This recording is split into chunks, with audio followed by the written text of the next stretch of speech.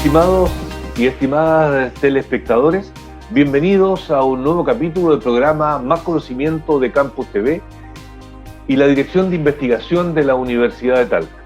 En esta octava temporada del programa online, estamos conversando con investigadores extranjeros que forman parte de la red internacional de colaboración de los académicos de la Universidad de Talca.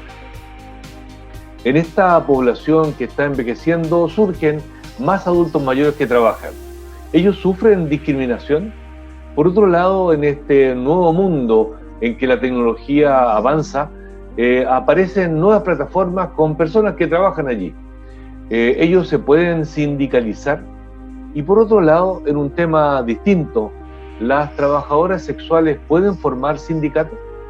Para conversar sobre estos diversos temas, vamos a entrevistar al profesor Fernando Fita, académico de la Facultad de Derecho de la Universidad de Valencia. Acompáñenos a Más Conocimiento.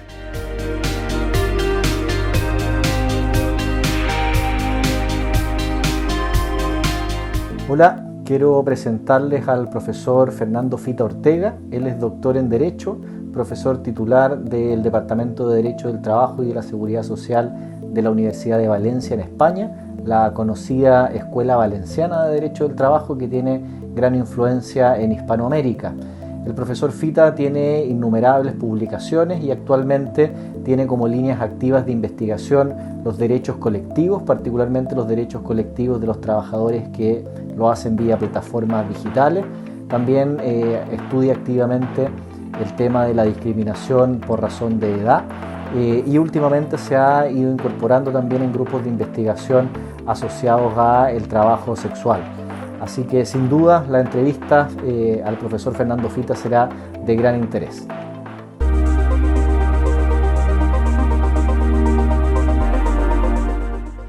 Actualmente en el mundo hay más adultos mayores que antes, proporcionalmente hablando, y más personas que realizan trabajo en plataformas virtuales. ¿Son discriminados los adultos mayores en sus trabajos? ¿Las personas que trabajan en plataformas virtuales se pueden asociar colectivamente? Bueno, para conocer más sobre estos interesantes temas, vamos a conversar con el profesor doctor Fernando Fita, catedrático del Departamento de Derecho del Trabajo y Seguridad Social de la Facultad de Derecho de la Universidad de Valencia, España. El profesor Fita es un investigador del derecho, él es autor de muchos artículos científicos en su disciplina, también de varios libros disciplinares, y por otro lado también ha participado como autor, como investigador principal en varios proyectos de investigación a nivel nacional y también internacional. En el ámbito de la gestión es el director desde hace varios años del Magíster en Derecho del Trabajo y Seguridad Social de la Universidad de Valencia. Doctor Fita, gracias por aceptar la invitación de Campus TV en este programa Más Conocimiento. Muchas gracias a vosotros por la invitación, es un placer. Gracias a ti. Fernando, antes de entrar en temas de corte jurídico, ¿ya? Y digo de corte jurídico porque yo no soy lejano a lo jurídico, entonces me atrevo a decir corte jurídico, pero bueno, tú eres un especialista, así que yo solo haré las preguntas, ¿ya? Antes de entrar en temas más técnicos, más jurídicos, nos gustaría conversar de temas más generales y en ese contexto me gustaría que inicialmente nos comentaras, nos hablaras de tu bella ciudad, de tu bella ciudad, esa que está allí, decía, al sureste de España. La Universidad de Valencia, o la ciudad de Valencia, es una ciudad que es realmente acogedora. Es una ciudad de 800.000 habitantes, situada, como bien decías, al sureste de la península, a 350 kilómetros de la ciudad de Barcelona y prácticamente la misma distancia de la ciudad de Madrid. Una ciudad que ha experimentado una evolución importante en los últimos años, en los últimos 15, 20 años, 25 años diría ya también, como consecuencia del turismo. Cada vez atrae a más turistas, sin que sea una ciudad como pudiera ser Sevilla o Barcelona o Madrid, tanto por dimensiones con estas dos últimas o como riqueza cultural de la Sevilla, de la primera que he mencionado, pero desde luego tiene una historia que resulta atractiva. Es una ciudad que se fundó en el año 138 a.C., con lo cual tiene muchísima historia, una ciudad que fue ocupada por los árabes durante 8 siglos, con lo cual dejaron muchísima cultura, tradiciones, y donde se puede ver esa importancia, esa influencia del mundo árabe hoy día, es claramente perceptible. Una ciudad a orillas del mar Mediterráneo, con un clima realmente envidiable, unos veranos un tanto calurosos, pero unos inviernos suaves y muy apacibles. Y desde el punto de vista estudiantil, es una ciudad que ha atraído mucho a los estudiantes Erasmus, el programa Erasmus de la Unión Europea. Es la segunda universidad, la Universidad de Valencia, es la segunda universidad dentro de las universidades españolas en cuanto al número de estudiantes Erasmus que utilizan el programa. Fernando, voy a puntualizar algunas preguntas respecto a la universidad, ¿ya? Claro. Vale, que luego me introduces. Es que, bueno, pues si quieres te hablo un poco más de la ciudad. No sé, que no sé muy bien. ¿Existe alguna, dentro de la ciudad, algún elemento, voy a decir, sociocultural que llame la atención? Por ejemplo, la ciudad de las artes y la ciencia, ¿es algo importante para los valencianos? Sí. A ver, la ciudad, como decía antes, sufrió un cambio drástico en los últimos 20, 25 años. Sin ninguna duda tiene ese encanto de las ciudades milenarias, pero al mismo tiempo ha sabido renovarse, establecer nuevos atractivos culturales, criticados por el coste económico que supusieron en su momento, pero desde luego a la ciudad de Valencia la ha convertido en una ciudad espectacular a la hora de disfrutar. En ese sentido, el Museo Príncipe Felipe o la Ciudad de las Artes y las Ciencias han supuesto un referente importantísimo en la actividad turística de la ciudad, creando un espacio muy atractivo, tanto de cultura como simplemente de ocio, paseando a los alrededores del museo, etc. Fernando, y respecto a ¿la Universidad de Valencia es pública o privada? La Universidad de Valencia es una universidad pública. ¿Y cuánto es pública? Ya, o sea, el Estado financia fundamentalmente la universidad. ¿Y tiene un solo campus o varios campus dentro de la ciudad? La Universidad de Valencia tiene hasta 4 campus. Sí, dentro de la ciudad, de lo que serían los límites de la ciudad, hay 2, donde se ubican los campus de Tarongers y campus de Blasco Ibáñez. En Tarongers se ubica la Facultad de Derecho y de Economía, también la de Ciencias Sociales y Magisterio. En Blasco Ibáñez hay otras facultades como Psicología, Historia, Filología, etc. Hay bastantes. Y luego está el campus de Burjasot, que es una ciudad que debe estar a unos 10 kilómetros de la ciudad de Valencia, en la que se agrupan las facultades de ciencias. Y por último, el campus de Onteniente, donde hay una extensión universitaria. Se ofrecen algunos grados en esa población. Ya. O sea, la universidad tiene varios campus y en general cubre, a tu juicio, la mayoría de las disciplinas del conocimiento. Sí, sin duda. No sabría decir exactamente cuántas titulaciones ofrece la Universidad de Valencia. En la página web se ofrece una información detallada de las mismas, pero en general sí. ¿Y de qué orden de número de alumnos tiene la universidad? Aproximadamente. Es verdad que en los últimos tiempos, como consecuencia de la caída demográfica, descendió el porcentaje de estudiantes en la Universidad de Valencia, pero hoy día todavía ronda los 65.000 estudiantes, es decir, es un número considerable. Sí. No Si sabría... lo considero, si lo tomo como referencia, nuestra universidad, que es una universidad pequeña en realidad, no es ni mucho lejos de las universidades con más alumnos dentro del país, pero nuestra universidad es una universidad de una región separada de la capital y tiene 12.000, 13.000 alumnos total, o sea, 60 y tantos mil es varias veces. ¿Ya? ¿Y qué porcentaje aproximado son de posgrado, magíster o doctorado? De posgrado, bueno, tengo esas informaciones y de pregrado unos 43.000, 44.000, de posgrado 14.000 y de doctorado 4.000, 4.500. Son las cifras que viene ofreciendo la Universidad de Valencia en estos momentos. Son números importantes. Sí, sí. Fernando, y la relación que en el caso tuyo tienes con Universidad de Talca, con la Facultad de Ciencias Jurídicas y Sociales de la Universidad de Talca, ¿desde cuánto tiempo? ¿En qué se expresan? ¿Qué han realizado en conjunto?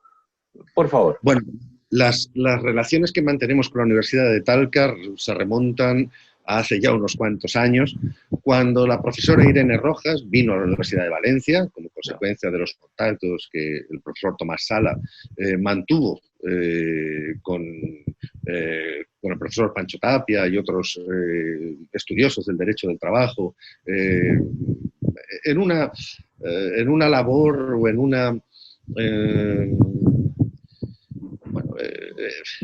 en unas relaciones que se mantuvieron durante largo tiempo.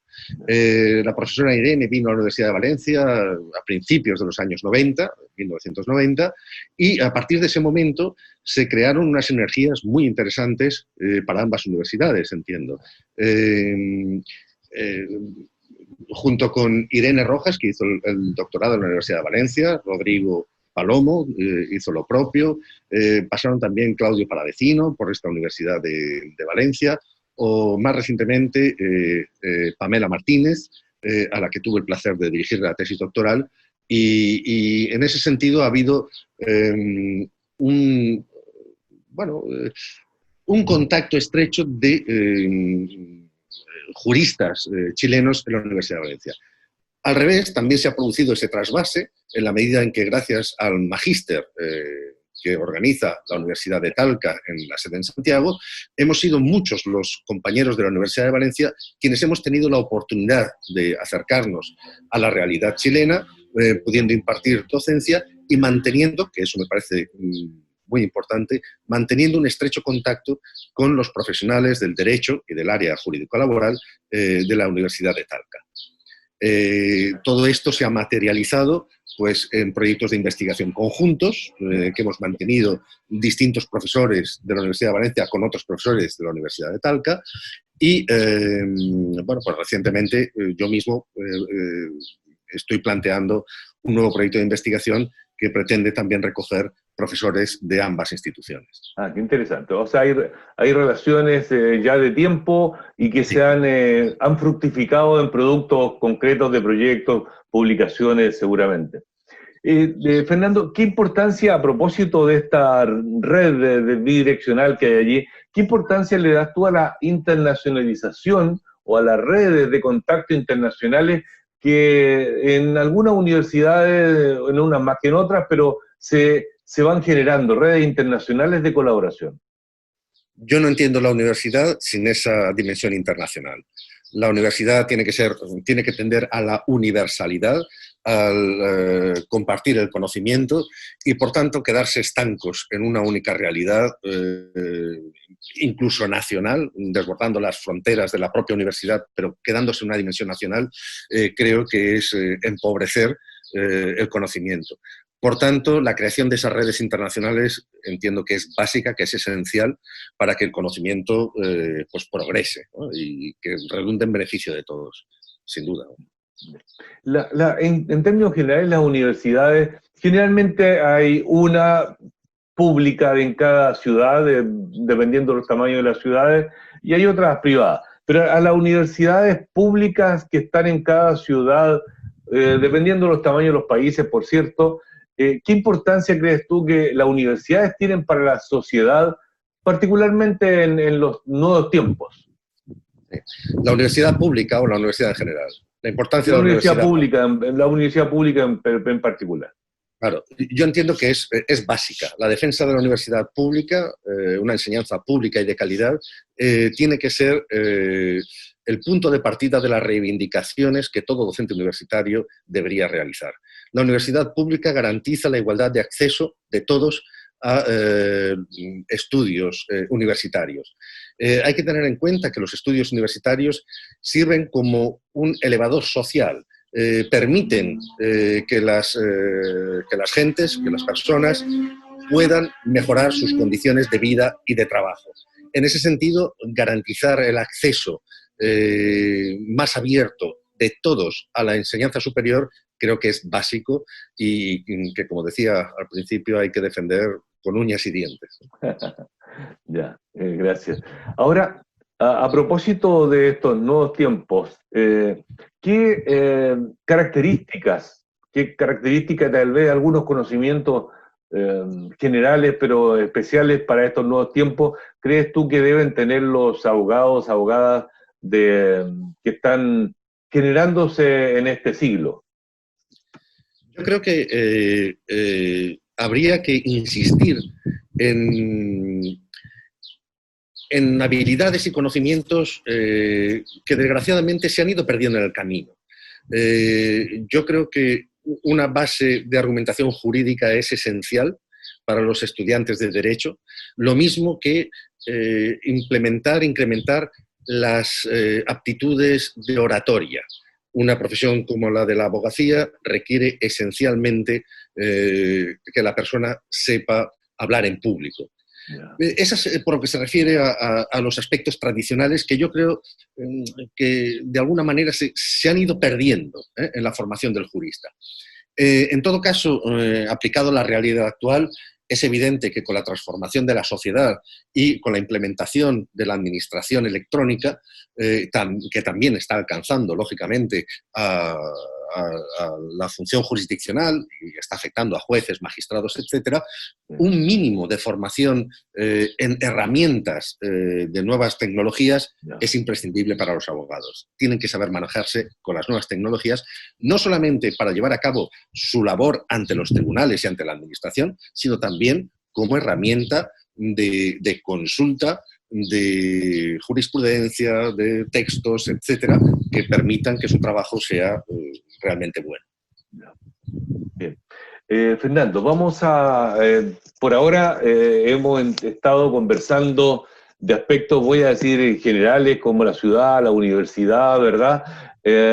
Vamos a hacer una breve pausa para en el segundo bloque ya hablar de tus investigaciones, ¿ya? Haremos un breve receso.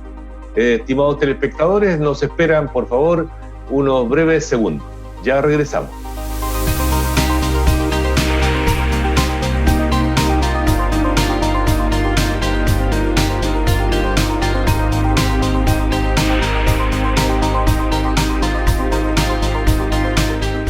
Estimados telespectadores, estamos conversando con el doctor Fernando Fita, académico del Departamento de Derecho del Trabajo y Seguridad Social de la Facultad de Derecho de la Universidad de Valencia, España. En este segundo bloque vamos a conversar con el doctor Fita sobre 3 líneas de trabajo en sus investigaciones. Y las iremos abordando, por cierto, una a una. Fernando, en el primer segmento de este segundo bloque, querría que habláramos sobre los derechos colectivos de los trabajadores en plataformas digitales. Y en ese sentido, me gustaría preguntarte en qué consiste la denominada revolución digital y el on-demand economy. De acuerdo. Pues bueno, los sistemas productivos han ido evolucionando a lo largo de la historia. Y las relaciones jurídico-laborales en torno a esos sistemas productivos también. Eso ha ocurrido recientemente con la denominada Cuarta Revolución Industrial, con toda la introducción de las nuevas tecnologías en sistemas de producción, que desde luego han afectado a la forma en la que el trabajo se viene llevando a cabo y también a las relaciones tanto individuales como colectivas del derecho del trabajo. Desde mi punto de vista, el on-demand economy es una vieja aspiración del empresariado, en el sentido de que tradicionalmente ha pretendido escapar, ha pretendido huir siempre de los costes que le genera un derecho del trabajo, que le impone una serie de obligaciones, entre ellas la de pagar al trabajador por tiempo de trabajo, por tiempo puesto a disposición del trabajador. La on-demand economy lo que persigue es pagar solamente por el trabajo efectivamente prestado, como si fuese un interruptor, el trabajador equiparado a un interruptor de la luz. Lo enciendo cuando lo necesito, lo apago cuando ya no es necesario. El problema es que eso genera, desde luego, una precariedad importante en la población trabajadora. Y ese sería, yo creo que la esencia, o bueno, no la esencia, pero sí uno de los aspectos a tener en cuenta de este tipo de trabajo. Hay otros, porque evidentemente no todo el trabajo a través de plataformas es eso, pero este es un importante resultado del trabajo de las plataformas, en plataformas digitales o a través de plataformas. Fernando, ¿y la economía colaborativa del trabajo vía plataformas, que tiene algunas características particulares? Sin duda, sin duda. De hecho, buena parte del trabajo a través de plataformas se ha intentado camuflar como trabajo colaborativo. De hecho, así empezaron las primeras empresas que ya hablar de empresa supone dar el salto de lo que es una mera colaboración a lo que es una explotación de una actividad industrial. El trabajo colaborativo no suponía más que compartir los vehículos para ir al trabajo. Por ejemplo, un día lo cojo yo, al día siguiente lo coges tú. Cuando eso se transforma ya en una actividad productiva, yo tengo un vehículo que lo pongo a disposición del mercado para que me compren un asiento, ahí estamos hablando ya de una actividad económica. Eso ya no es actividad colaborativa. Mira, oye, ahora las personas que trabajan en plataformas digitales, ¿ya? Desde la perspectiva del derecho del trabajo, ¿son trabajadores? Bueno, esa es la gran cuestión a la que se está enfrentando el derecho del trabajo hoy día.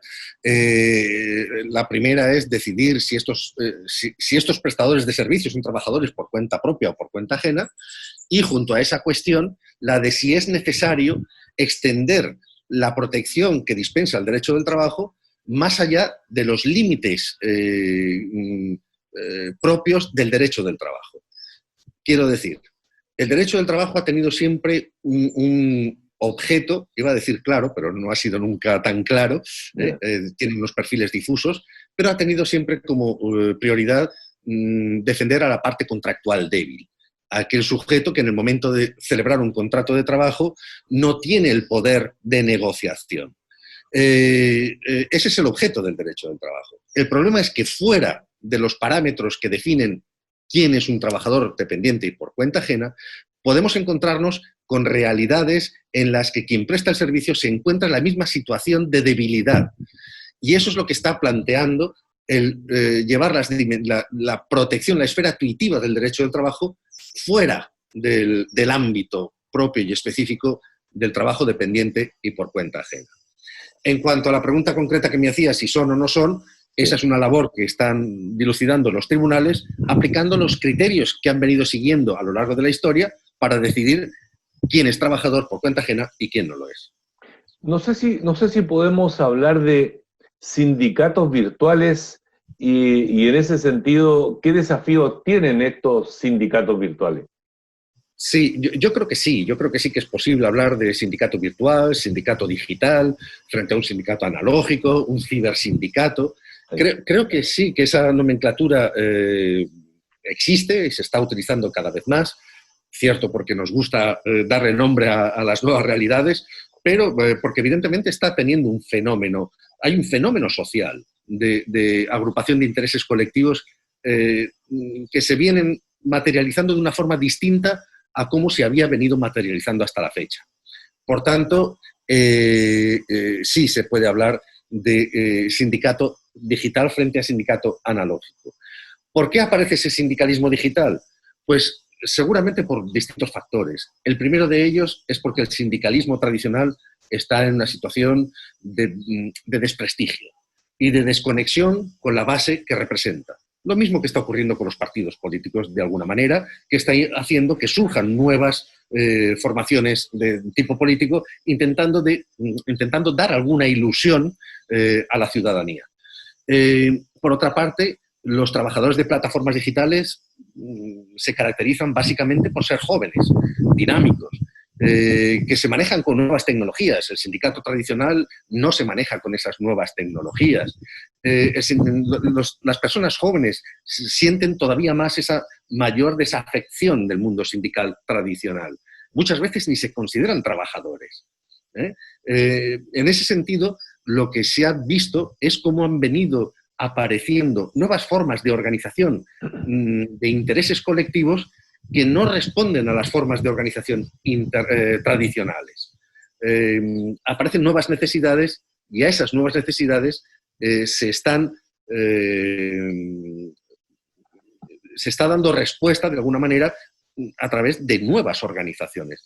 El reto, sobre todo, no es para estas nuevas organizaciones, sino para las tradicionales.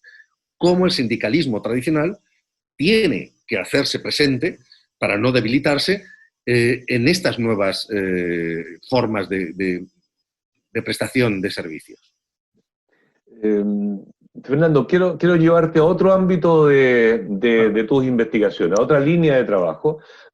¿Cuál es la de la discriminación laboral de las personas mayores, ¿ya? De los adultos mayores?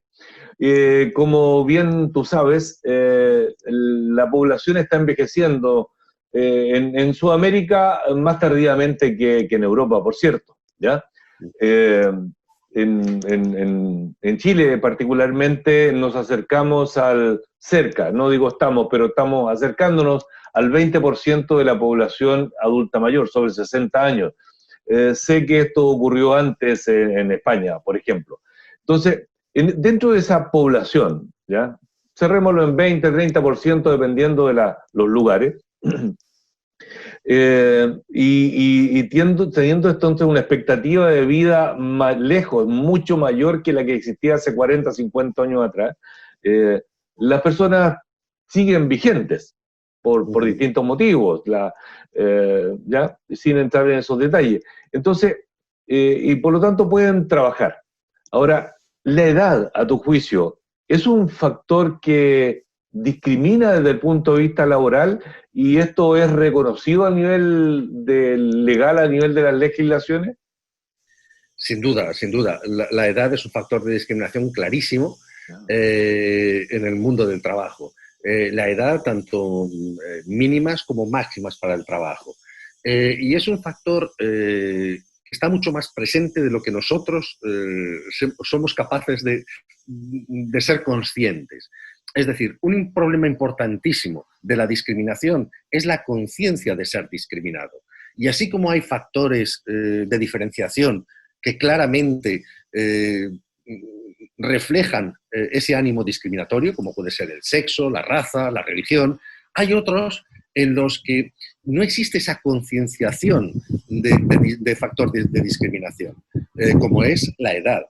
Hombre, pues... Perdona que interrumpa. Claro. ¿Por qué dices tú que no existe conciencia de esa discriminación? Sí, porque en muchas ocasiones ni el sujeto discriminado es consciente de que se está produciendo una discriminación por razón de edad. Se le rechaza y él asume que es normal ese rechazo. Porque, por ejemplo, ¿cómo va a pilotar una aeronave una persona de más de 65 años? ¿Por qué no? ¿Cuál es el problema? ¿La edad o la salud? Porque si es la salud, habrá herramientas para controlar la salud de esa persona y no la edad. Porque a lo mejor mucho antes habrá que retirar a una determinada persona de una profesión, un oficio como ese, frente, frente a personas de mayor edad que pueden continuar con la actividad productiva. Desde esa perspectiva, yo creo que la sociedad no es tan consciente de las discriminaciones por razón de edad. Mira, un ejemplo en el ámbito universitario con el que me he encontrado muy recientemente. Determinadas entidades privadas, bancos, que ofrecen ayudas a investigadores que están iniciando su carrera académica. Y ponen límite máximo de edad, 35 años. En este caso no es de adultos mayores, es una limitación por razón de edad, ¿no? ¿Por qué 35 años si lo que estás incentivando es la carrera académica? ¿Qué pasa con una persona que inicia su vida académica a los 40 años? Que hay gente que la inicia entonces. Se dedica a la vertiente profesional y después decide iniciar la carrera académica. La estás discriminando por razones de edad. Y, sin embargo, no se es consciente de esa realidad. Yo mismo escribí a los sindicatos de la Universidad de Valencia haciendo hincapié en esa cuestión y la respuesta fue, bueno, es un tema menor. Un tema menor. Con el adulto mayor ocurre exactamente lo mismo. Se entiende que el adulto mayor, pues bueno, ya ha trabajado a lo largo de su vida, ya ha ocupado, ya ha quemado una etapa en el mundo laboral y tiene que ir dejando paso a las nuevas generaciones, sin tener en cuenta las necesidades de esa persona, de ese adulto mayor, que a lo mejor son incluso mayores que aquellos que están esperando ingresar al mundo laboral. Y Fernando, a propósito que tú dices claramente, existe discriminación por edad, eso lo afirmas, ¿ya? Sin duda, claro. Ahora, ¿existen algunos elementos de protección, algunos instrumentos de protección frente a esta discriminación laboral? Sin duda, también, sí. El ordenamiento jurídico intenta generar criterios de protección frente a todo tipo de discriminación. Otra cosa es si son eficaces, porque realmente, desde mi punto de vista, la protección que dispensa el ordenamiento jurídico a la discriminación carece de eficacia. Entiendo que la protección más efectiva es la que evita la discriminación, la protección preventiva. Y desde ese punto de vista, yo planteé, llevaba trabajando esta idea desde hace algún tiempo y el año pasado lo plasmé en un artículo sobre el derecho a la mentira. La posibilidad de mentir como medida de autoprotección. Por ejemplo, en un proceso de... Disculpa, había leído eso en una nota tuya por allí y quería preguntarte, ¿de qué se trata esto del derecho a la mentira? Pues es una idea muy sencilla. La mentira a todo jurista repugna. Es contraria a los principios básicos de la sociedad y, por supuesto, del mundo jurídico, puesto que la mentira supone el quebranto del deber de buena fe contractual, que las relaciones contractuales es un principio esencial. Lo que ocurre es que no se tiene en cuenta que ese deber de buena fe contractual es recíproco. Y en el ámbito laboral, en el ámbito de los contratos de trabajo, tiene una especial relevancia ese deber de buena fe contractual, y es ahí donde yo coloco o hablo del derecho a la mentira. Pensemos en las entrevistas de trabajo. ¿Puede el empresario hacer preguntas relativas a mi vida privada en esa entrevista de trabajo? La respuesta es que no. Pero ¿qué ocurre si yo no contesto? Pues si me niego a contestar, si me quedo callado o digo que a usted eso no le importa, lo más fácil es que no me contrate. Porque en la oferta y demanda de mano de obra, pues obviamente ya no interesa a una persona que no es, en fin, que me plantea problemas para contestar una simple pregunta, ¿no? De ahí la necesidad de tener conciencia del derecho que tenemos a mentir. En el ámbito penal está muy claro. Un imputado tiene derecho a mentir, no tiene la obligación de decir verdad. Y eso se asume. En el ámbito penal no hay problema. Eso me sorprende. Tiene el derecho a mentir. Esa parte no lo sabía. Sí, tiene el derecho. No tiene obligación de decir verdad. No tiene obligación de autoinculparse. Los testigos, no. Ellos sí que tienen derecho a decir, obligación de decir verdad. Pero el imputado no. En el ámbito laboral, yo entiendo que existe ese derecho a decir mentira porque es una forma de prevención frente a la discriminación. Si yo miento en una entrevista de trabajo ante preguntas que no deberían haberse formulado, nunca se me podrá sancionar por el hecho de haber mentido en esa entrevista de trabajo, salvo en aquellos casos extremos en los que se trate de alguna pregunta o alguna circunstancia realmente relevante para el trabajo a desarrollar, a prestar. Bien, es que ya hay una tercera línea de investigación tuya que debo reconocer que fue la que más me llamó la atención, ¿ya? En forma especial, porque ya veremos que es un tema que llama la atención a nivel de la sociedad, ¿yo? Y que tiene que ver con los derechos laborales de las trabajadoras y trabajadores sexuales. Y en ese sentido me gustaría primero definir qué se entiende por trabajo sexual. Bueno, el trabajo sexual normalmente se equipara directamente con prostitución, y no es así. Hay muchas manifestaciones del trabajo sexual. Los actores y actrices pornográficos, las teleoperadoras de líneas eróticas, las bailarinas de los clubs de striptease, por ejemplo, son todo manifestaciones de trabajo sexual. Sin embargo, se tiende a equiparar o a reducir única y exclusivamente a la prostitución, que es el trabajo sexual que realmente está levantando ampollas en la sociedad. Los otros pues aparecen de una forma mucho más marginal, no se hace referencia a los mismos. Y si se está haciendo es como consecuencia de voces como la mía que dicen que el trabajo sexual no solamente es prostitución, sino también esas otras manifestaciones de una actividad sexual a cambio de un precio. Ya que es una línea de trabajo, una de tus líneas de trabajo, seguramente tú has estudiado cómo el derecho está enfrentando el trabajo sexual. ¿Qué labor está haciendo allí el derecho? Pues la verdad es que eso depende mucho de las realidades nacionales de cada uno de los países. Digamos que habría tres líneas que se pueden vislumbrar en el mundo en torno al trabajo sexual. Una primera línea sería la línea prohibicionista, países como Francia, Suecia, Noruega, si no recuerdo mal también, o Irlanda, lo prohíben. Una línea abstencionista, que sería el caso español, donde la prostitución existe, donde no está criminalizada, no está penalizada, no hay una sanción ni contra el cliente ni contra la prostituta, ni siquiera respecto del proxeneta, tampoco está penalizado, porque lo que se criminaliza, lo que constituye un ilícito penal, es la explotación de la prostitución, es decir, el sometimiento a la prostituta, o al prostituto en su caso, a unas condiciones de trabajo indignas, ¿no? de esclavitud prácticamente.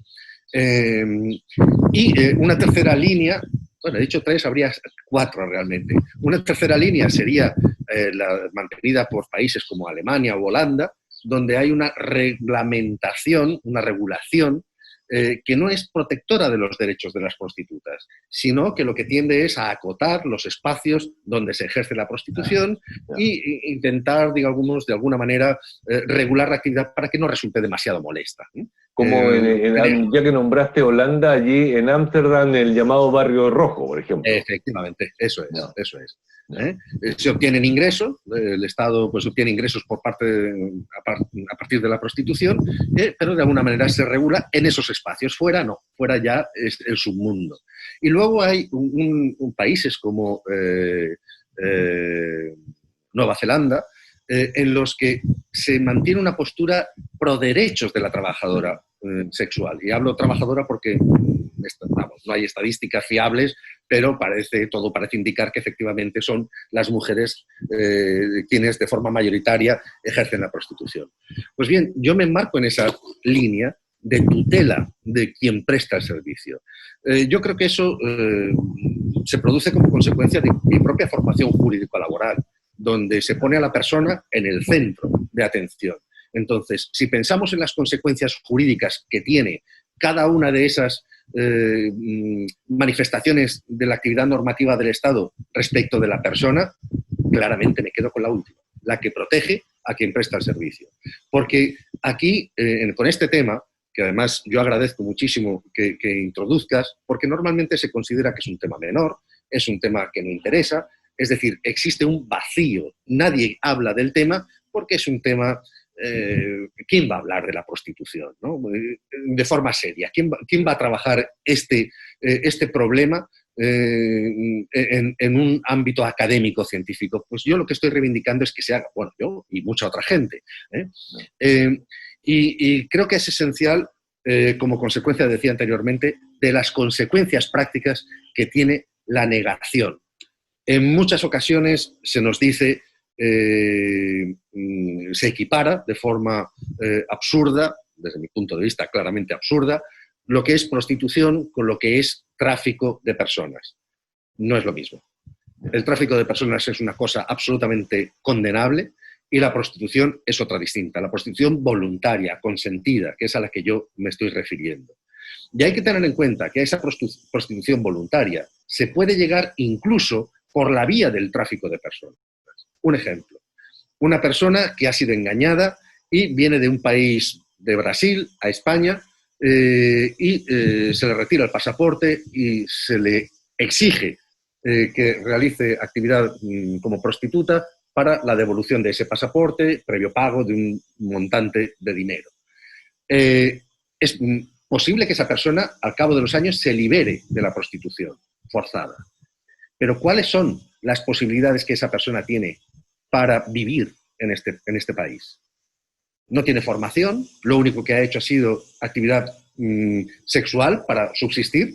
Yo lo que reivindico es que no se le criminalice nuevamente a esta persona, que no se le penalice a esta persona como consecuencia de seguir trabajando, ahora eso sí, de forma voluntaria, consciente y libre, en su actividad.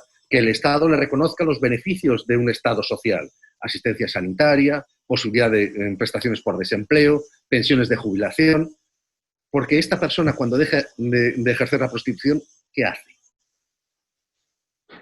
Fernando, y a propósito en el contexto del derecho del trabajo, quienes ejercen el trabajo sexual, ¿tienen derecho a tu juicio de formar sindicato? ¿Qué características tendría un sindicato de trabajadoras sexuales? En España se ha planteado esta cuestión recientemente, el año pasado, bueno, finales de 2018, apareció la sentencia, porque efectivamente ha habido un intento de crear un sindicato de prostitutas. La respuesta de la sentencia fue negativa, diciendo, a partir de unos razonamientos absolutamente ético-morales, que no jurídicos, la Audiencia Nacional Española entendió que no cabía fundar sindicatos.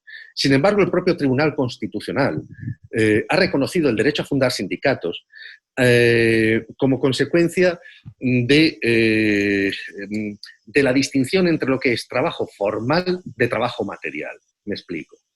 El trabajo formal sería aquel que estaría regularizado a través de un contrato de trabajo. A nadie que tenga un contrato de trabajo formalizado, legal, se le puede impedir el derecho a fundar un sindicato, porque eso vulneraría la libertad sindical. ¿Qué ocurre con el trabajo material no formalizado? Por ejemplo, con el trabajo de los extranjeros que están en condición irregular en el Estado español. Pues bien, una sentencia del Tribunal Constitucional del año 2007, si no recuerdo mal, reconoció el derecho de esas personas a una libertad sindical, porque son trabajadores formales. Y dice la sentencia del Constitucional de una forma muy clara, ese sindicato puede perseguir como sujeto político que es el reconocimiento de la formalidad de esos trabajadores que están en situación de irregularidad. Es decir, un sindicato, ¿en qué consiste? En la defensa de unos derechos e intereses de carácter colectivo. ¿Tiene sentido un sindicato de prostitutas? Plenamente. Las únicas objeciones que se pueden plantear, si no hay una criminalización de la prostitución, si no está penalizada, como puede ocurrir en Suecia o en Sudáfrica, etcétera, es que sí, que pueden constituir ese sindicato sin ningún tipo de problema. Es curioso porque me he referido a la situación de Sudáfrica y también parece ser que en Colombia el Tribunal Constitucional de esos países ha reconocido el derecho a la sindicación de las prostitutas, pese a que se trata de actividades criminalizadas en esos países. Pero en la lógica de los tribunales, lo que plantean es el legislador el que tiene que poner freno. Yo, como juez, lo que tengo que hacer es resolver intentando paliar la situación de desprotección que tienen estas personas. Bien, Fernando, hemos hablado desde la ciudad hasta tus temas de investigación. Fernando, profesor Fernando Fita, gracias por acceder a la conversación con el programa Más Conocimiento de Campus TV de la Universidad de Talca. Muchas gracias nuevamente a vosotros por esta invitación y por la posibilidad de, en definitiva, difundir también mis trabajos y de dar a conocer la ciudad y la Universidad de Valencia. Un placer estar con vosotros. Gracias. Hemos estado conversando con el profesor titular del Departamento de Derecho del Trabajo y Seguridad Social de la Facultad de Derecho de la Universidad de Valencia, España. Hemos hablado de sus tres líneas más importantes líneas de investigación, como son el derecho al trabajo, sindicato, etcétera, de los trabajadores en plataformas virtuales, de la discriminación que sufren a nivel laboral las personas mayores y el trato a nivel de trabajadoras sexuales en el ámbito del derecho del trabajo. Estimados telespectadores, gracias por acompañarnos en esta conversación con el profesor Fita y les invitamos a una próxima conversación con otro interesante invitado o invitada de nivel internacional para un próximo capítulo de Más Conocimiento. Nos vemos en una próxima oportunidad.